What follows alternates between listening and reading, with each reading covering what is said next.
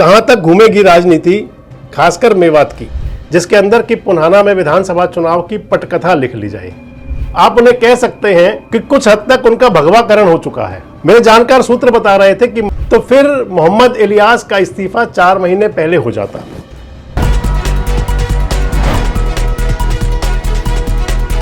दोस्तों नमस्कार, मैं संजय बग्गू और मौजूद हैं देश रोजाना के डिजिटल मीडिया मंच पर। आपसे बात करने चला हूं एक बार फिर हरियाणा के राज्यसभा चुनाव को लेकर के। जब परीक्षा हो कोई तो उसकी तैयारी बड़ी होती है और बड़ी पहले से की जाती है। आप मान लीजिए कि भारतीय जनता पार्टी को पता था कि उनको एक परीक्षा में उतरना है और वो परीक्षा में उनको कामयाब होना है। यह अलग बात है कि वो परीक्षा में कामयाब नहीं हो पाए। राज्यसभा के सदस्य के चयन के लिए ही वो सारी योजना, सारा सब कुछ बनाया गया था। और अगर जो मैं आपको बताने जा रहा हूं उसके हिसाब से वही बात थी तो फिर मोहम्मद इलियास का इस्तीफा 4 महीने पहले हो जाता। हरियाणा से विधानसभा के सदस्य हैं, पुन्हाना के विधायक हैं, बड़े नेता हैं, चौधरी रहीम खां के सुपुत्र हैं। मरहूम चौधरी रहीम खां साहब सांसद रहे थे 1984 में भी, कांग्रेस पार्टी के यहां से सांसद थे, फरीदाबाद संसदीय क्षेत्र से। उनके बेटे हैं मोहम्मद इलियास, 5वीं बार विधायक हैं। इंडियन नेशनल लोकदल में भी हुआ करते थे, कांग्रेस पार्टी में भी विधायक बने।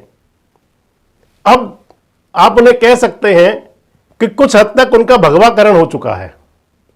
मेरे जानकार सूत्र बता रहे थे कि मोहम्मद इलियास पिछले काफी समय से अस्वस्थ चल रहे हैं। किडनी का उनको रोग है, किडनी की बीमारी है और डायलिसिस पर हैं आजकल काफी समय से। डायलिसिस के जो पेशेंट हो जाएं, किडनी के जो पेशेंट हों, या तो उनकी किडनी ट्रांसप्लांट होती है, ट्रांसफर हुआ करती है, और या फिर मोहम्मद इलियास साहब को हम तो कहेंगे अल्लाह बड़ी उम्र नवाजे उनको। लेकिन अपने गिरते हुए स्वास्थ्य को लेकर के मोहम्मद इलियास ने, राजनीतिक सूत्र बताते हैं कि पिछले लगभग 4 महीने पहले भारतीय जनता पार्टी के एक बड़े नेता से संपर्क किया और उस संपर्क के दौरान उन्होंने ऑफर किया कि मैं विधानसभा से इस्तीफा दे देता हूं। जिनसे संपर्क किया वो भारतीय जनता पार्टी के अंदर बड़े पुराने नेता हैं, प्रदेश अध्यक्ष तक पद पर रहे हैं, उनकी खूब अच्छी से है बीजेपी के अंदर। उन्होंने कहा कि मैं इस्तीफा दे देता हूं और आप मेरे बेटे को, जावेद उनके पुत्र हैं, वकील साहब हैं, सब कुछ आजकल वही देखते हैं और वैसे भी बाबा के नाम से फेमस हैं मोहम्मद इलियास।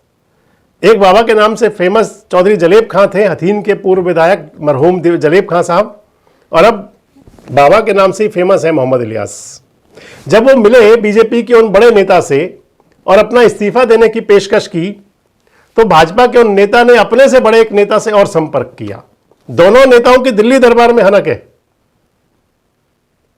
और मैंने आपको कई बार बताया कि भारतीय जनता पार्टी के अंदर मनोहर वाणी ठीक ठाक बहुत अच्छे से चलती है। किस प्रकार से रचना रची जानी है, वो व्यू रचना सारी वहीं से होती है।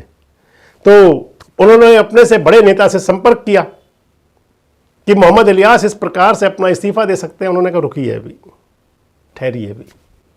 मुलाकात हुई, मुलाकात में सब बात तय हो गई। जो बड़े नेता हैं उन्होंने पहले से ही रचना रची हुई थी कि भारतीय जनता पार्टी समर्थित दूसरा राज्यसभा सदस्य कैसे बनाया जाए। उन्होंने तो अपनी पूरी योजना बना ली थी, बिल्कुल एकदम से आप कह सकते हैं कि फुल प्रूफ था सब कुछ। वो तो बस थोड़ी सी गड़बड़ हो गई मैनेजमेंट की, जिसमें कि एक तो वोट रिजेक्ट हो गया और दूसरे अभय सिंह चौटाला साधे नहीं गए। बाकी सब कुछ मैनेजमेंट बिल्कुल फिट था। इधर इलियास मोहम्मद जब मिले तो उनसे कहा कि आप इंतजार कीजिए, आपका सब ठीक कर देंगे, आपका सब फिट कर देंगे। इंतजार के लिए बोल दिया गया। मोहम्मद इलियास इंतजार पर आ गए। कांग्रेस पार्टी की मीटिंगों में उन्होंने जाना बंद कर दिया, लगभग विधानसभा के अंदर भी नहीं जा रहे थे। जब राज्यसभा चुनाव की घोषणा हुई तो वो पहली बार दिखे थे भूपेंद्र सिंह हुड्डा जी के निवास पर और वहीं कहा था कि जा रहा हूं, चंडीगढ़ में ही हूं, डायलिसिस के लिए जा रहा हूं। वोटिंग के लिए जब राज्यसभा सदस्य के लिए वोट होना था तो वोटिंग के लिए आप मानिए कि हुड्डा साहब ने पूरा जुगाड़ बिठा लिया था। उनको अपने साथ अपनी गाड़ी में बिठा के ले गए, साथ में उनके जो 2 सहायतार्थी लोग थे उनको भी साथ ले गए। लेकिन इलियास साहब ने अपना वोट, जो उनका पहले कमिटमेंट उन्होंने कर रखा था, वो पूरा कर दिया और उन्होंने अपना वोट क्रॉस किया, आज तक कुछ भी नहीं, उनका कोई रिप्लाई कोई नहीं आया। बिल्कुल स्पष्ट है एक तरह से मोहम्मद इलियास की बात।